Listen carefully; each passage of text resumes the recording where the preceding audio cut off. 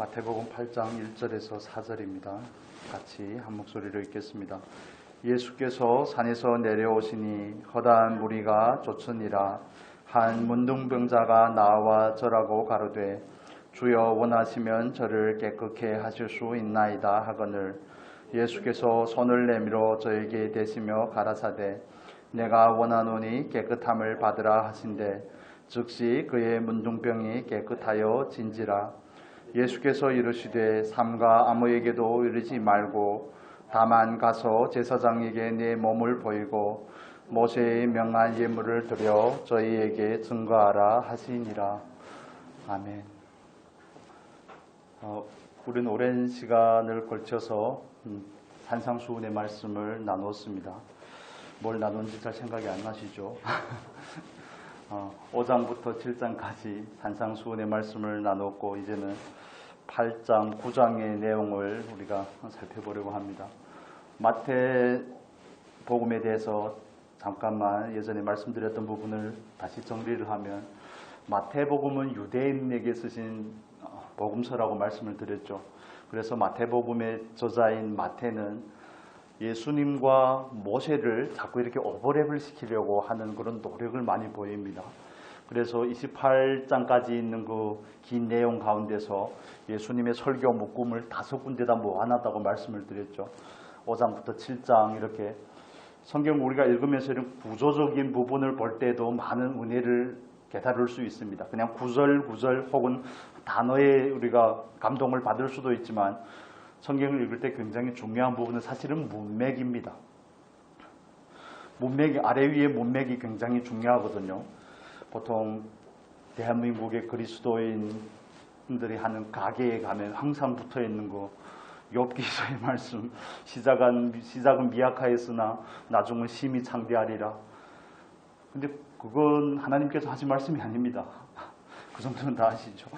그러니까 우리는 그냥 원하는 그 한 구절을 딱 뽑아서 내 입맛대로 해석을 하려고 하는데 사실은 때로는 그런 구절 자체가 가진 의미는 좋을지 모르지만 그 문맥 안에서 볼 때는 그 말씀이 그 의미는 아니라는 걸 우리가 이해할 필요가 있습니다. 그래서 마태복음을 전체적인 틀 안에서 마태는 5군데의 묶음에다 설교를 5편의 묶음을 배치한 것은 하나님께서 모세를 통하여 이스라엘 백성에게 준 5권의 율법서를 연상시키도록 하는 겁니다.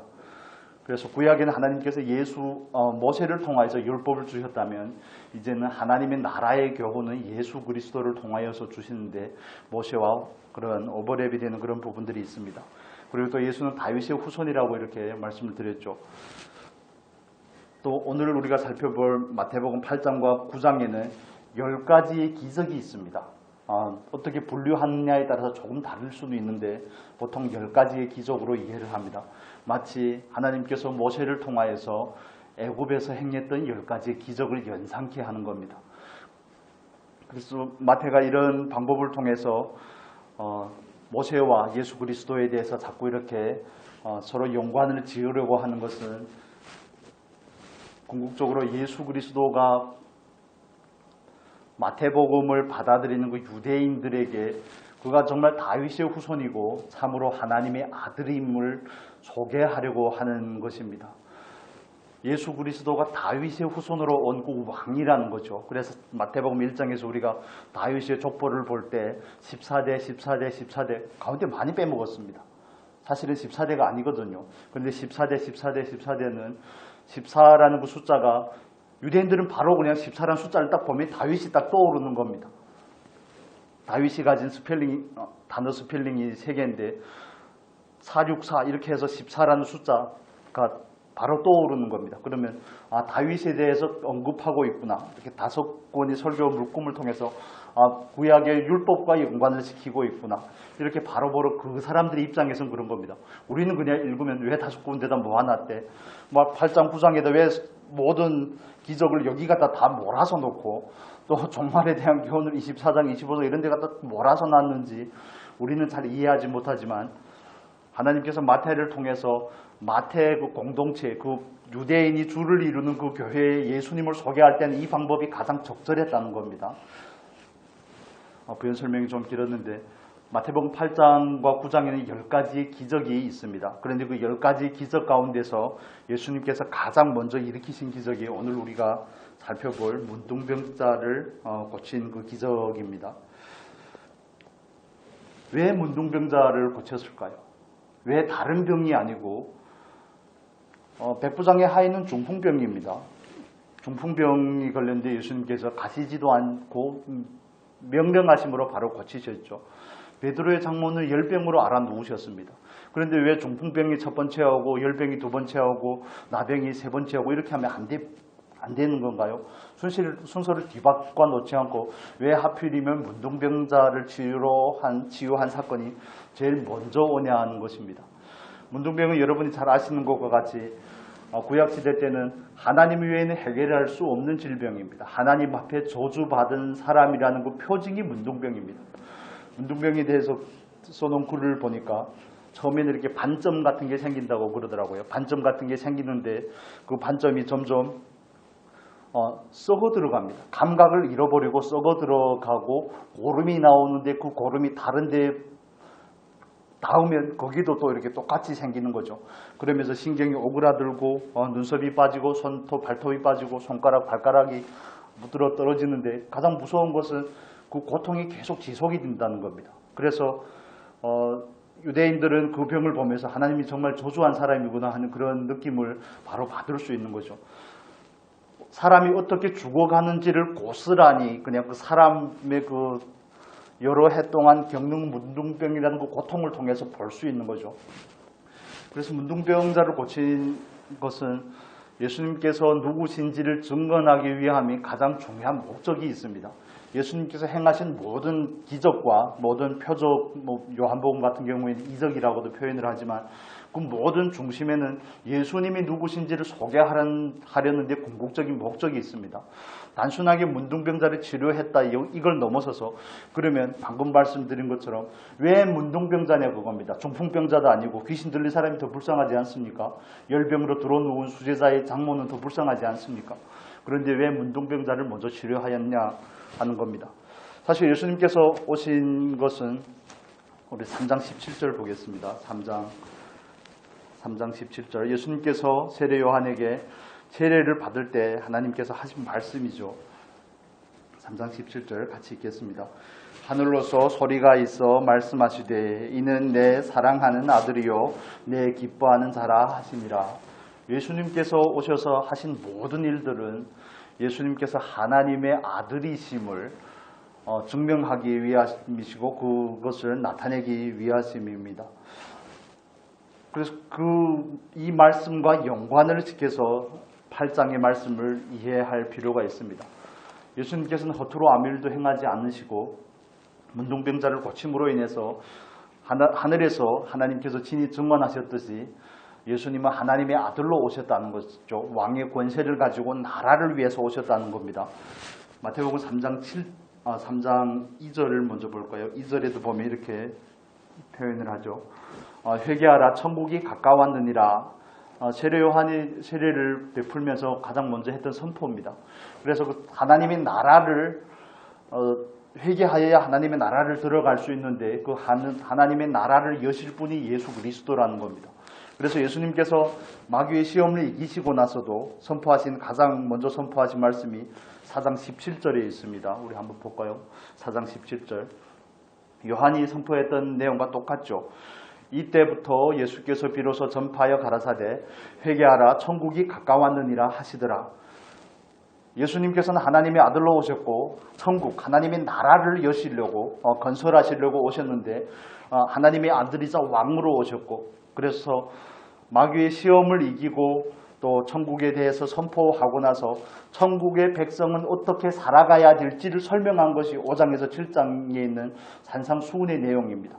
그 다음부터는 예수님은 가르치시기만 하는 것이 아니라 실질적으로 몸소 하나님의 아들임을 증명하시는 겁니다. 4장 23절 볼까요? 4장 23절. 이 구절이 예수님이 하신 모든 사역의 요약입니다. 4장 23절 같이 읽겠습니다. 예수께서 온 갈릴리에 두루 다니사 저희 회당에서 가르치시며 천국 복음을 전파하시며 백성 중에 모든 병과 모든 약한 것을 고치시니 예수님께서는 산 위에서 제자들을 가르치셨습니다. 가르치시고 다니면서 전파하시기도 하시고 또 고치시는 것을 예수님의 3대 사역이라고 우리가 보통 표현을 합니다. 예수님은 가르치시기만 하는 분이 아니라 또 실제 몸소 그 능력을 행하시는 분인 줄로 믿습니다. 그래서 우리 말씀 한 군데만 더 보겠습니다. 7장 28절 29절을 한번 보겠습니다. 문둥병자가 예수님께 나온 계기들이 되는 그 말씀들이죠. 28절 29절 같이 읽겠습니다. 7장 예수께서 이 말씀을 마치심에 무리들이 그 가르치심에 놀래니 이는 그 가르치시는 것이 권세 있는 자와 같고 저희 서기관들과 같지 아니함일러라. 아멘. 문둥병자가 예수님에게까지 나오기까지는 선제하는 지식이 있음을 우리는 오늘 본문의 말씀을 통해서 알 수 있습니다. 그는 예수님께서 두루 다니시면서 복음을 전하고 복음을 전파하시고 고치시고 가르치시고 또 예수님께서 전한 그 메시지가 예전에 서기관들이 가르치던 랍비들이 가르친 것과는 격이 다름을 그냥 내용만 있는 것이 아니라 거기에 뭐가 있는 겁니까? 권세가 있음을 알게 된 것이고 그래서 예수님께로 나온 겁니다.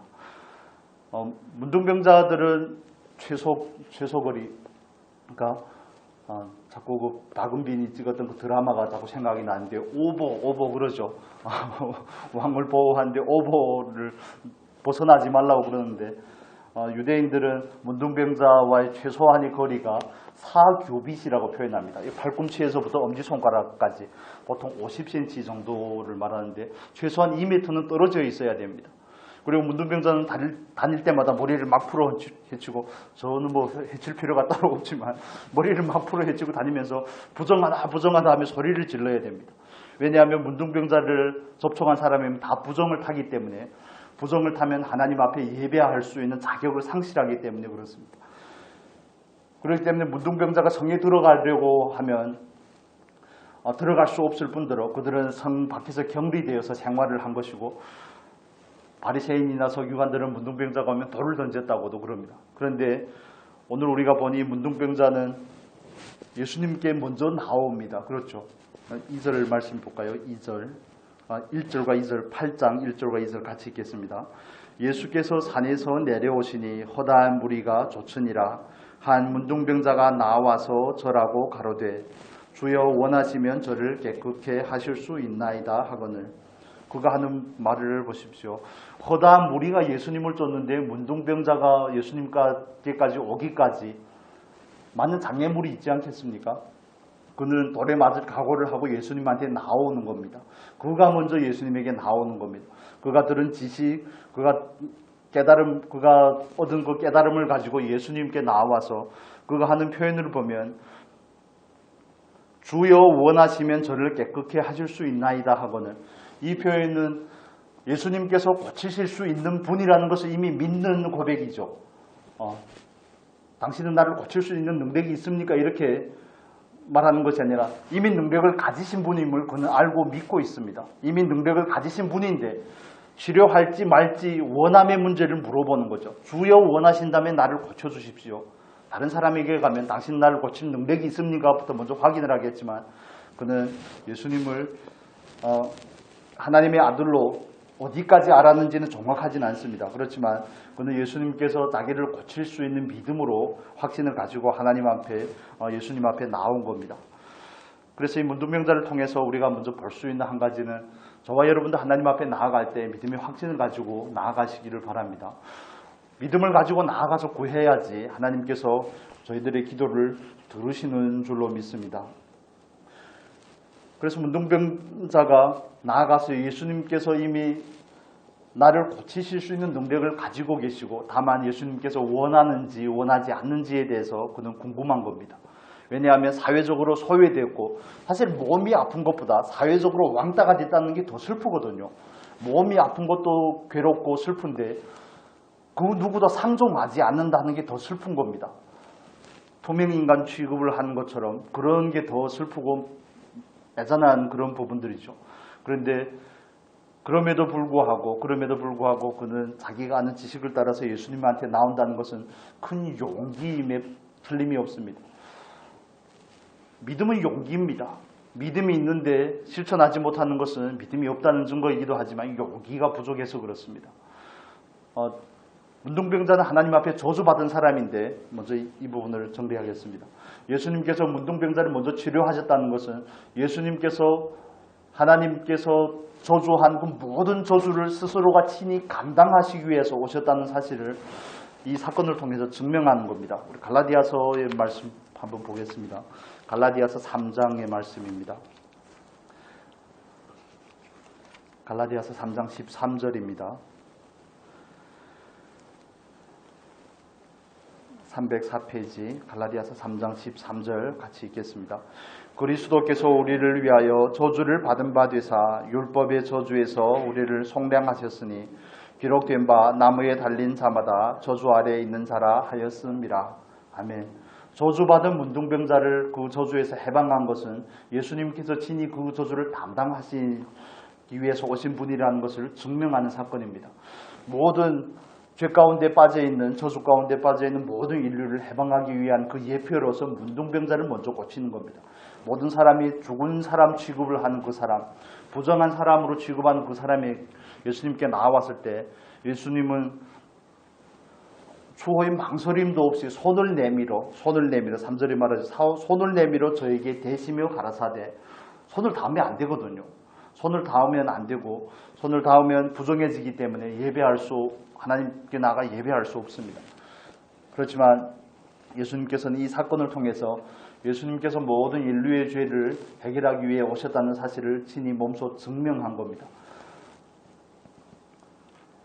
마태복음 1장 21절 보겠습니다. 마태복음 1장 21절. 예수님께서 오신 이유를 우리에게 설명해 주고 있죠. 같이 읽겠습니다. 아들을 낳으리니 이름을 예수라 하라. 이는 그가 자기 백성을 저희 죄에서 구원할 자이심이라 하니라.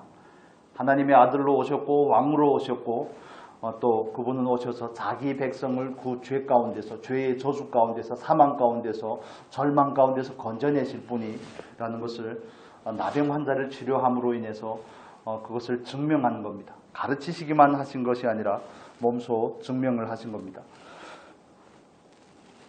방금 나병 환자의 입장에서 살펴볼 때 예수님 앞에 나아갈 때 확신을 가지고 나아갔다고 말씀을 드렸습니다.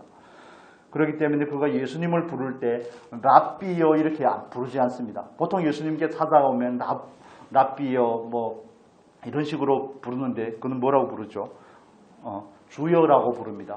이 주여라는 표현이 헬라어로 보면 퀴디오스라는 표현인데 헬라 사람들이 신을 경배할 때 사용하는 단어입니다. 사람에게는 이 단어를 붙이지 않습니다. 그런데 이 단어를 붙여야 될 다른 한 대상이 있다면 황제입니다. 황제. 로마 황제에게는 이 표현을 붙입니다. 로마 황제는 스스로가 신이라고 생각을 하기 때문에 그래서 자신들이 경배하는 신과 황제 외에는 이 표현을 붙일 수가 없습니다. 여러분 이해가 되십니까? 그렇기 때문에 그가 예수님을 주여라고 부를 때는 예수님을 누구로 인식을 하고 아는 겁니까? 깨달은 겁니까? 하나님의 아들로 깨닫고 오는 겁니다. 그렇기 때문에 그는 나와서 그의 자세를 통해서 그가 예수님을 어떻게 인정했는지가 증명이 되죠. 나와서 절을 합니다. 여기서 절하다고 하는 표현이 제가 단어까지는 말씀을 못 드리겠지만 예배하다, 경배하다, 부복하다, 엎드리다, 무릎을 꿇다, 제사 용어입니다. 예배 용어죠. 그래서 그는 예수님에 대한 그 깨달음을 가지고 믿음을 가지고 예수님 앞에 나와서 단순하게 문제의 해결을 여기서는 그냥 단순하게 문제의 해결을 받은 것처럼 보이나 그는 예수님이 누군지를 분명히 깨달은 사람임에 틀림이 없습니다. 물론 그가 명철해서 깨달은 것은 아니겠지만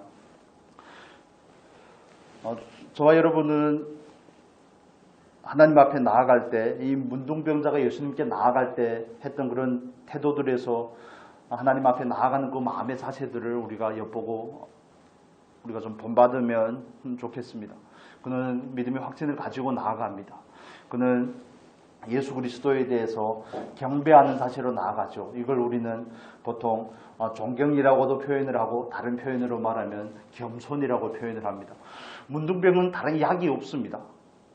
여러분 보통 암의 진단을 받으면 약이 없잖아요. 항암 치료를 해도 그건 억제하는 거지 완전히 죽이고 완전히 치료하는 거하고는 거리가 조금 있습니다.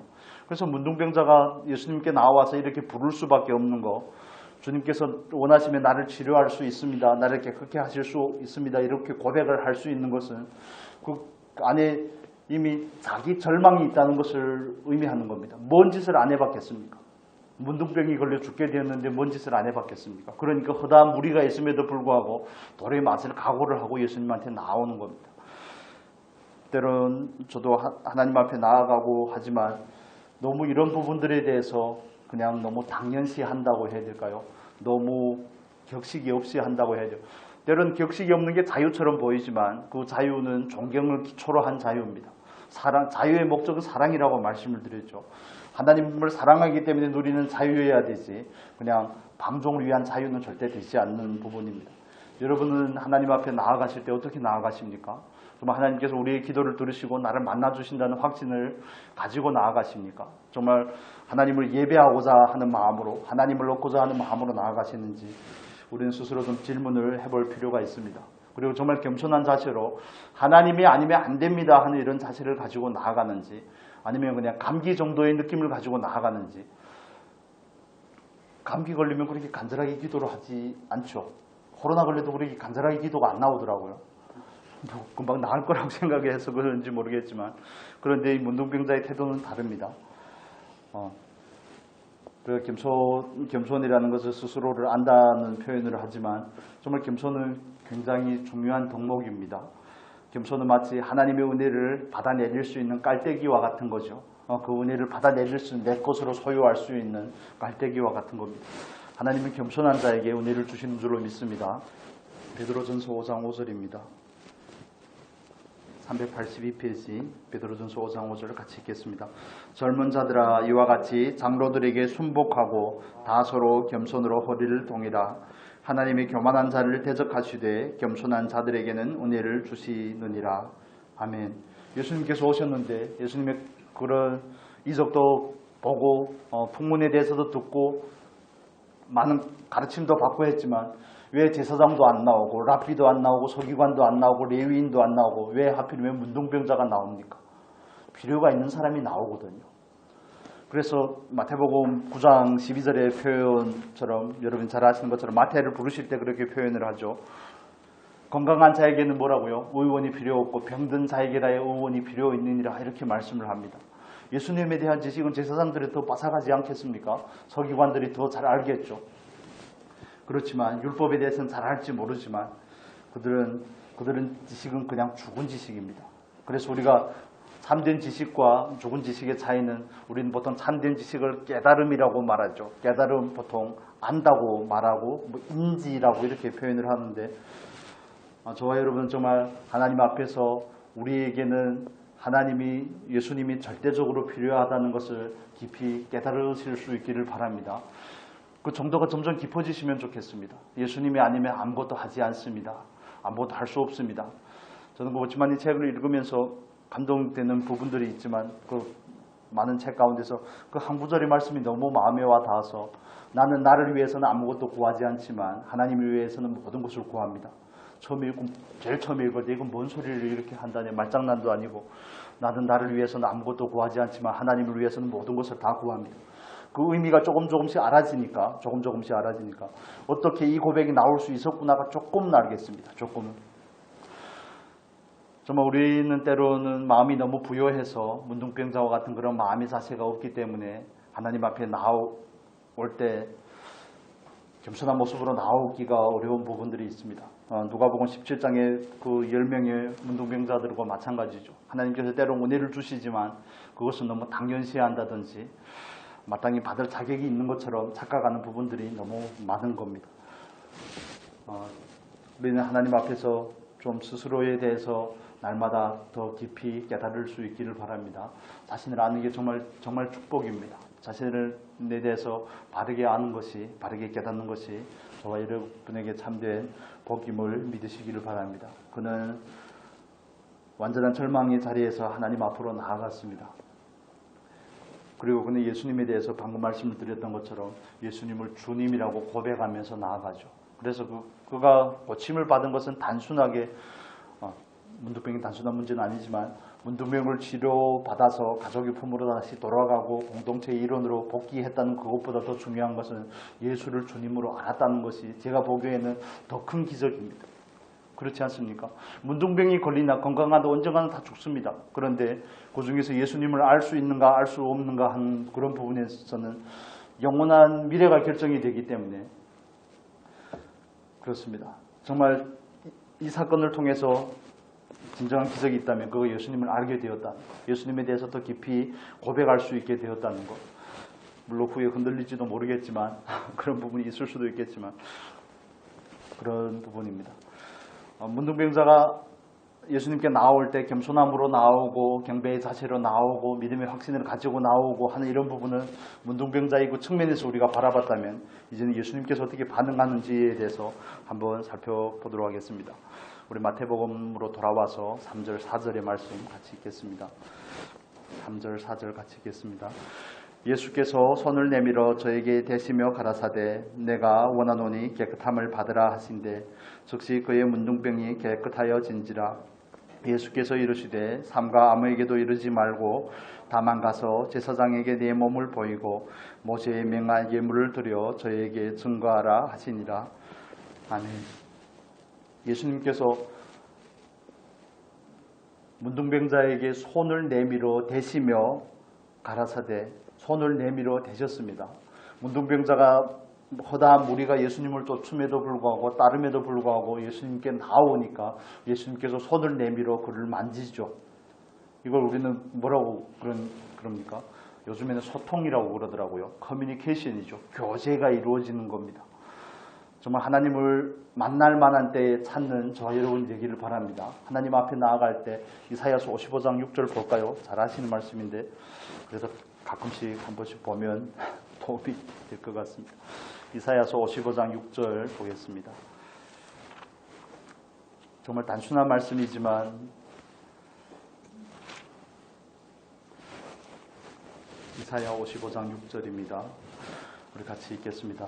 너희는 여호와를 만날 만한 때에 찾으라. 가까이 계실 때에 그를 부르라. 문둥병자에게 적용하면 제격입니다. 딱 맞습니다. 여호와를 만날 만한 때에 찾으라. 예수님께 자기에게 주어진 그 문제로 인해서 나아갈 수 있다는 게 은혜고 복이죠. 또 예수님께 가까이 있을 때 그를 찾고 부른다는 것은 참 그에게서는 참된 축복이 아닌가 생각을 합니다. 우리가 하나님 앞에 나아가는 것은 하나님을 얻기 위함인 줄로 믿습니다. 물론 다른 목적을 가지고 나아갈 때도 많죠. 왜냐하면 인생 자체가 타락하고 죄인이 되고 나서는 모든 부분이 다 부족하기 때문에 그렇습니다. 모든 부분이 다 부족합니다. 이런 표현은 좀 그렇지만 정말 모든 부분에 아내 자랑하고 남편 자랑하면 팔불출이라고 그러는데 정말 만삭이 되지 못해서 태어난 것처럼 어떻게 모든 부분에 이렇게 다 부족한지 500미호도 아니고 정말 떡 하나밖에 없는 것 같은 그런 느낌이 들 때면 참으로 많이 절망감이 밀려오지만 사람이 죄인된 인간에게 그냥 본질적으로 내재되어 있는 것은 부족함입니다. 생명이 그늘을 떠났기 때문에 그렇죠. 그래서 저와 여러분은 예수님과 소통이 되어야지 살아갈 수 있는 존재인 줄로 믿습니다. 이건 단순하게 기도를 하라는 문제가 아니라 하나님 앞에 마음을 드려야 되는 것이죠. 성령님은 인격이십니다. 우리가 그냥 신학적으로 하나님은 삼위일체고 예수님은 어떤 분이시고 어떤 일을 하셨고 우리가 교리적으로 나누고 하지만 그 지식을 토대로 해서 우리 삶을 우리들의 마음을 하나님하고 통하지 않으면 그 지식이 다 죽은 지식입니다. 바리새인이나 서기관들이 훨씬 더 잘한다니까요. 그런 부분에 있어서는 훨씬 더 빠삭한데 그분들은 율법은 아는데 그 율법 너머의 사랑을 모르는 거죠. 예수님은 인애를 원하고 제사를 원하지 않는다고 말씀을 하는데 그들은 제사가 더 중요하다는 겁니다. 내가 부정함을 타는 것을 막는 것이 더 중요하다는 거죠. 그래서 그 율법의 가장 핵심이 되는 그 사랑을 잊어버리고 문둥병자들을 향해서 돌을 던지는 거 아니겠습니까? 가늠하다가 붙잡힌 요한복음 8장에 나오는 그 가늠하다 현장에서 붙잡힌 여인에게 돌을 들어 치는 게 맞냐고 시비를 거는 거 아니겠습니까? 저와 여러분이 언제든지 하나님 앞에 나아가고자 하면 하나님께서는 늘 우리에게 반응하시고 우리를 만나주시는 줄로 믿습니다. 때론 만나주시는데 우리가 눈치를 잘 못 채죠. 때로는 이미 말씀을 하셨는데 이미 주시는데 눈치를 잘 못 채는 그런 부분들이 있습니다. 그래서 신앙은 관계입니다. 우리가 하나님과의 그 관계가 좀 더 친밀해지고 돈독해지면 좋겠습니다. 더 깊어지면 좋겠습니다. 그냥 이게 말로만 하는 그런 게 아니라 좀 마음을 좀 더 드릴 수 있으면 좋겠습니다. 저는 사무엘상을 나누면서 한나가 하나님과 마음을 통했더라. 자기 안에 있는 모든 것을 쏟아부었더라는 이 표현이 너무 좋아서 여러분 하나님과 마음을 통하고 계십니까? 마음을 통하셔야 됩니다. 마음을 통하지 않으면 그냥 동상이몽입니다. 프로그램이 제목처럼 동상이몽입니다. 같은 침대에 있지만 다른 꿈을 꾸는 겁니다. 예배 자리로 나오지만 하나님의 원함이 다르고 우리의 원함이 다르면 그게 동상이몽이죠. 같은 공간에 있다고 그냥 신분만 주어졌다고 해결이 되는 문제는 아닌 것입니다. 그렇기 때문에 지식적으로 빠삭한 사람들은 예수님을 오히려 늘 시험하려고 그러고 걸어 넘어뜨리려고 그러고 자기들의 기득권을 빼앗길까봐 안절부절하고 하지만 이런 사람은 문둥병자 같은 사람은 전혀 소망이 없기 때문에 예수면 안 되기 때문에 정말 죽음을 무릅쓰고 나오는 것입니다. 그의 진심이 예수님을 만나게 하고 그가 원하던 문제뿐만 아니라 예수님에 대해서도 더 깊이 알게 된 줄로 믿습니다. 그래서 신앙에 있어서 저와 여러분은 늘 하나님과 그 관계를 바르게 하고자 하나님과의 마음을 잘 통하고자 힘쓰는 저와 여러분이 될 수 있기를 바랍니다. 이것은 굉장히 중요한 측면이죠. 우리가 먼저 찾는 겁니다. 그렇죠. 하나님 우리에게 소원을 주시지만 우리가 먼저 찾는 겁니다. 내 안에 거하여야지. 우리가 예수님 안에 거하여야지 예수님 우리 안에 거하는 거죠.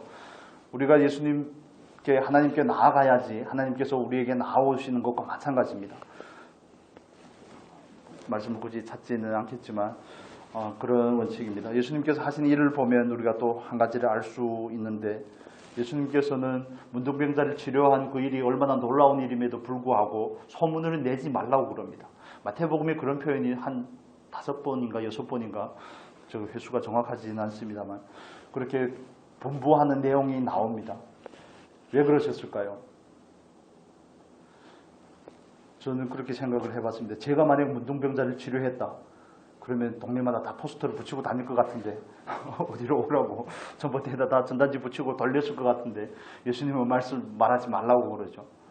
왜냐하면 예수님께서 이 땅에 오신 목적에 대해서 너무 분명하게 아시기 때문에 그렇습니다. 오병이어의 기적을 일으키고 사람들이 임금으로 삼으려고 하니까 혼자 피해 가시죠. 한적한 곳에 가서 기도하신다든지 놀라운 일들을 행하시고 나서는 늘 혼자 계십니다. 외롭게 하나님과의 그 관계 가운데 있죠. 예수님께서 오신 하나님께서 보내신 그 목적에 대해서 분명히 아시는 분임에 틀림이 없습니다. 왜냐하면 예수님의 때가 되지 않았기 때문에 그렇습니다. 지금부터 소문이 너무 나면 예수님의 그 사역에 영향을 받을 수 있기 때문에 그러나 어느 시점인가 되면 예수님께서 말씀하죠. 예루살렘에 올라가서 대제사장들과 서기관들에게 고통을 받을 것이고 십자가에 못 박혀 죽을 것이고 3일 만에 부활하실 것이고 이 부분에 대해서 설명을 하시지만 처음에는 늘 소문을 내지 말라고 말합니다. 왜냐하면 예수님께서는 이 땅에 오셔서 영광을 얻기 위해 오신 것이 아니기 때문에 그렇습니다. 죽으러 오셨기 때문에 하나님의 때에 맞추고자 하는 그런 예수님의 마음이 저와 여러분의 마음이 될 수 있기를 바랍니다. 말씀을 좀 정리를 해보겠습니다. 저와 여러분은 문둥병자의 입장에서 하나님에 대해서 좀 깊이 고백할 수 있기를 바랍니다. 지금의 알물 따라서 하나님 앞에 조금 더 깊어질 수 있기 위해서 예수님과 더 교제가 더 온전하게 되어지기 위해서 기도하시기를 바랍니다. 구하시기를 바랍니다. 하나님 앞에 늘 겸손한 마음의 자세를 유지할 수 있는 저와 여러분이 되기를 바랍니다. 겸손해야지 은혜를 받을 수가 있습니다. 사람이 얼마나 착각이 많이 빠지고 얼마나 교만한지 얼마나 스스로에게 많이 속는지 이런 부분들이 참 발견하면 좀 애석하기도 하고 민망한 구석도 있지만 그럴 때마다 용기를 내서 하나님 앞에 나오시기를 바랍니다. 아이고 부끄러워 못 나가겠습니다. 부끄러워 못 나가겠습니다가 교만입니다. 여러분 아시죠?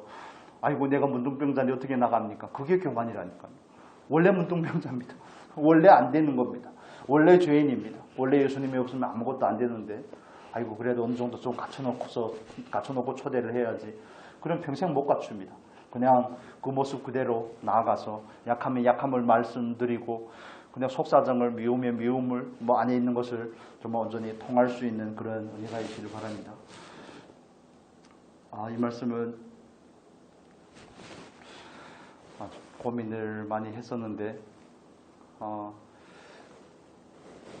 어제 저희 교회에 헌금을 해주시는 집사님하고 식사를 했습니다. 정배님하고 이용훈 목사님 이렇게 해서 식사를 하셨는데 그분이 저희 교회에 헌금을 해주셨기 때문에 그런 연말정산, 기부금 영수증을 해야 되지 않습니까? 그래서 그분이 한 거기에 따라서 제가 그대로 만들어 오긴 했습니다만 마음에 갈등이 막 생기는 겁니다. 그분이 원하심이 있기 때문에 얼마를 하셨는데 그것보다는 조금 더 써주면 좋겠다 이렇게 말씀을 하셔서 마음에 막 갈등이 되는 겁니다. 이 말씀을 막 묵상하면 저 혼자는 너무 좋았거든요. 저만 좋았는지 모르겠지만 너무 좋았는데 그걸 막 고민을 하는 제 모습이 너무 처량한 겁니다. 내가 이런 걸 가지고 고민을 막 하고 해야 되니 말아야 되니 뭐 다른 목회자들은 다 하던데 다른 교회들은 다 하던데 제가 예전에 경험한 교회에서 목사님께서 뭐 흉보는 게 아닙니다. 이미 은퇴하셨으니까요. 우리 교회에 헌금을 하지 않으신 분한테 기부금 영수증을 내주는 겁니다. 왜냐하면 무명으로 드린 헌금들이 있잖아요. 세무서에서 조사를 나오지 않는 그 모습을 보면서 제가 결심했던 게 한 가지가 있거든요. 난 절대 저러면 안 되겠다. 그런데 막상 그런 환경이 딱 닥치니까 이게 마음에 막 갈등이 되는 겁니다. 교회에서 관리적으로 많이 합니다. 아들이 했는데 엄마 이름으로 떼주라고 그러고 엄마가 했는데 아들이 이름으로 떼주라고 그러고 미안하지만 저희 교회에서는 그렇게 못하겠습니다. 예전까지는 어떻게 했는지 잘 모르겠지만 이제부터는 안 됩니다. 기부금 영수증은 이제는 재정부에서 맡으셔야 됩니다. 재정부에서 맡고 같이 재정부 장로님도 그렇고 우리 회계집사님도 그렇고 저까지 세 사람이서 그분의 이름으로 한 그 액수를 확인을 하고 세 분이 다 오케이 하면 다 그대로 하는 걸로 그렇게 하면 좋겠습니다. 장로님께서도 그분하고 친분이신데 내가 또 요거 똑같이 떼주면 장로님이 그분을 대할 때 얼마나 민망할까. 같은 층에 계신데 막 이런 생각도 들고 막 복잡한 겁니다. 올해부터 헌금을 안 해주면 어떠지. 지난해보다 예산을 많이 잡았는데 그러면서 정말 참으로 못났다. 이런 것 때문에 갈등하고 있다는 게 못나 보이기도 하고 좀 너무 짠해 보였습니다. 스스로가 짠하기도 하고 그래도 원칙은 지키자. 하나님의 말씀이라는 원칙은 지키자. 내가 이 가장 기본적인 것도 지키지 않으려고 하면서 저는 그게 거짓이라고 생각하기 때문에 그런 겁니다. 그러면서 어떻게 중고등부 애들이 지금 9개면 거의 다 가갔는데 거짓말하지 말라. 이건 얘기를 못 하겠는 겁니다. 그래서 여러모로 자녀님께도 미안하고 죄송하지만 그렇습니다. 우리가 하나님 앞에 마음을 통하고자 하면 그분이 뭘 원하는지를 알아야 통하지 않겠습니까? 그분이 어라고 하는데 내가 계속 아라고 하면 절대 안 통하거든요. 그분은 거짓을 마귀의 일이라고 말하는데 거짓을 그냥 밥 먹듯이 아무렇지도 않게 하면서 하나님하고 마음을 통하고도 안 통하거든요. 그러면 통할 수가 없습니다. 제가 여기서 중국말로 설교하면 여러분하고 통하겠습니까? 안 통하죠. 절대 통할 수가 없습니다. 그래서 저와 여러분은 하나님 앞에 나아갈 때마다 늘 풍성한 은혜를 받으실 수 있기를 바랍니다. 예수를 만나고 또 깊은 교제 가운데로 들어가서 그 관계가 점점 더 깊어지는 귀한 은혜가 있기를 바랍니다. 기도하겠습니다. 오신 아버지 감사합니다. 우리가 언제 어디서나 하나님 앞에 나아가 마음을 잘 통할 수 있도록 우리의 마음에 있는 것을 낱낱이 쏟아놓을 수 있도록 은혜를 더하여 주시옵소서. 아버지 우리가 하나님 앞에서 살아갈 수 있는 담대함과 용기를 허락하여 주옵소서. 때론 갈등하고 고민하겠지만 정말 예수님을 만나고자 하는 예수님을 얻고자 하는 그 일편단심으로 주님 앞에 나와왔던 그 문둥병자의 그 용기, 믿음의 용기를 우리가 배우게 하시고 그의 겸손함과 하나님을 향한 그 경외의 마음을 우리가 소유할 수 있도록 은혜를 더하여 주옵소서. 오늘도 감사하며 예수님 이름으로 기도합니다. 아멘.